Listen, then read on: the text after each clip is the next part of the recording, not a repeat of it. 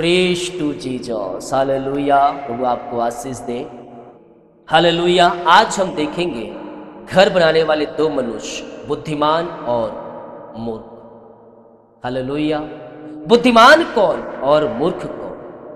हम वचन सुनते हैं, लेकिन वचन में हम अगर जड़ नहीं पकड़ेंगे, वचन में हम मजबूत नहीं बनेंगे, विश्वास में मजबूत नहीं बनेंगे, तो शैतान का एक भी वार हम झेल नहीं पाएंगे।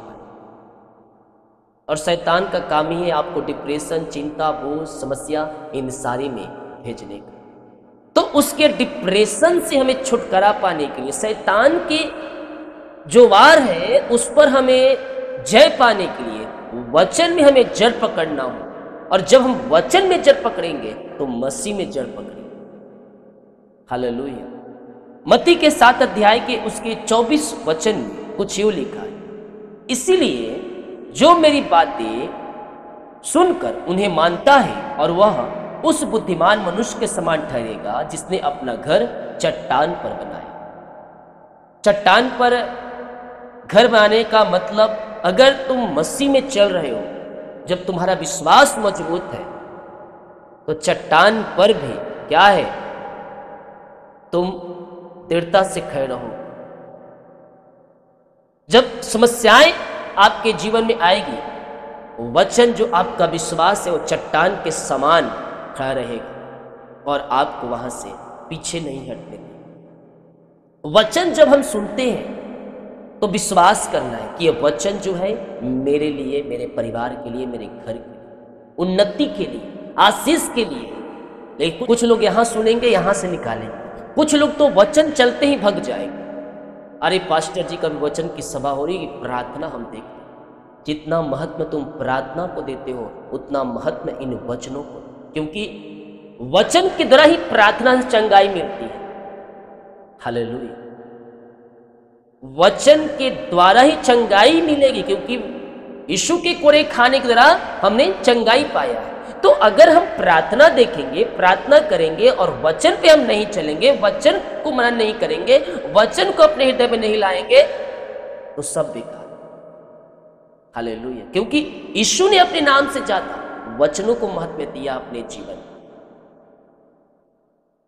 अगर हमें प्रभु यीशु से आशीष, चंगाई, छुटकारा, सफलता चाहिए तो वचन से प्रेम करना। यीशु मसीह ने बातें हमें कहा है, जो मुझसे प्रेम करता है वो मेरे वचन से प्रेम करता, और जो वचन से प्रेम करेगा मैं उससे प्रेम करूंगा।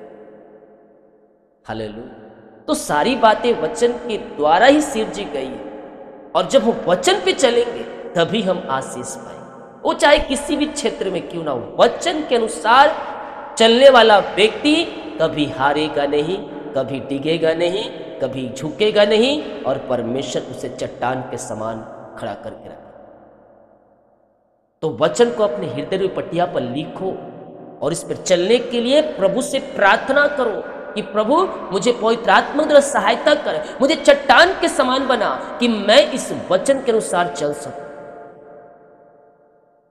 मेरी बातें सुनकर उससे मानता है, उन्हें मानता है, वह उस बुद्धिमान के मनुष्य ठहरेगा जिसने अपना घर चट्टान पर बनाया। और मेघ बरसा, बाढ़ें आई, आंधियां चली और उस घर से टकराई, फिर भी वह नहीं गिरा, क्योंकि उसकी नींव चट्टान पर डाली गई। एक व्यक्ति, दो व्यक्ति होते हैं। पहला व्यक्ति जो घर बनाता है वह नींव खोदता है, अच्छे से गहरे जमीन के अंदर नींव खोदकर अच्छे से नींव डालकर उसके बाद जमीन समतल लाता है, उसके बाद अपना घर वहां बनाता है। और आंधियां आई, बरसात आया, पानी आया और पत्थरी उससे टकराई, लेकिन उस घर को नुकसान नहीं हुआ। क्यों? क्योंकि उसका जो नींव था वो जमीन के अंदर था। आपका विश्वास भी अगर ऐसी हवाई रहेगा तो समस्याएं आएगी, विश्वास को बहा ले जाएगी, साथ में तुम्हें ही बहा ले जाएगी।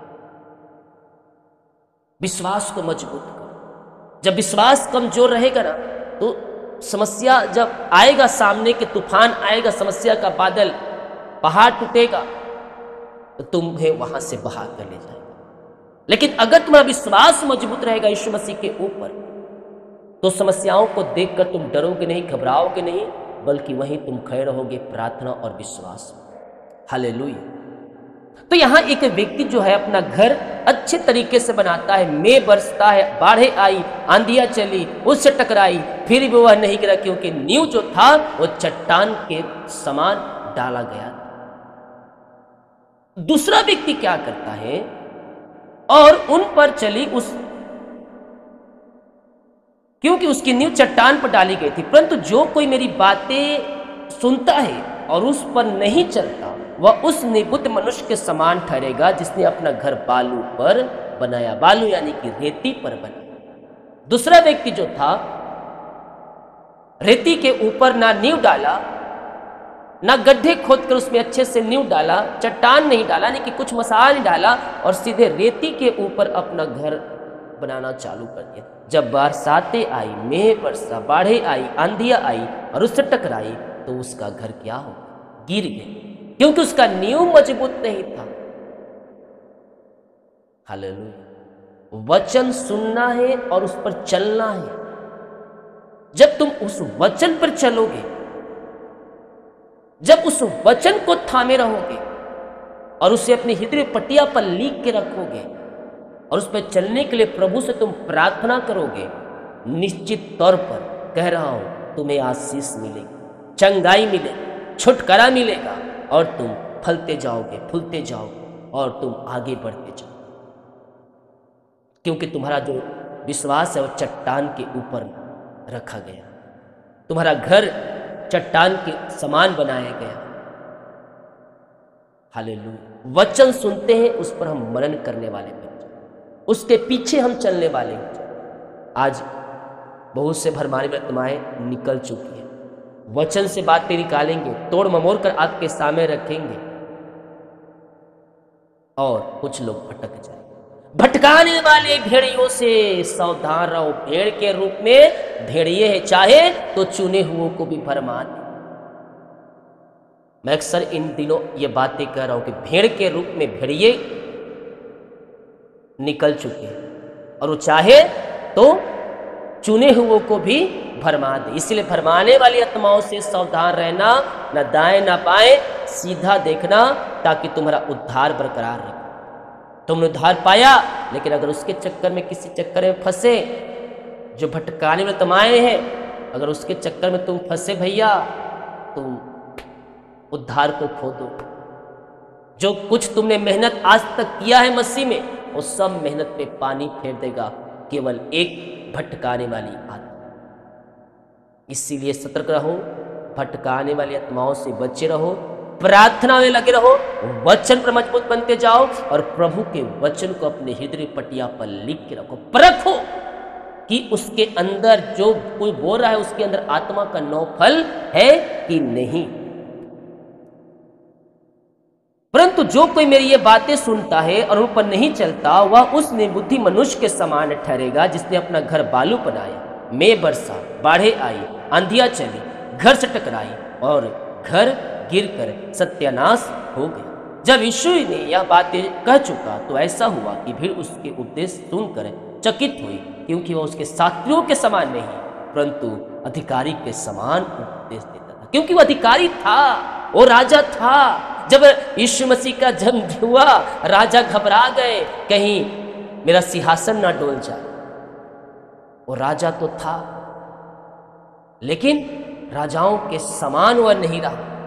हालेलुया। इसीलिए हम प्रभु को वचन को थामे रहें, प्रभु के पीछे चलते रहें, उसके वचन को अपने हृदय पटिया पर लिख के रखें। निश्चित तौर पर हमें आशीष और चंगाई और छुटकारा हमारा परमेश्वर देने के लिए तैयार है। प्रभु वचनों की तरह हम सबको आशीष दे। वीडियो को शेयर करें ताकि और लोग मसीह यीशु को जान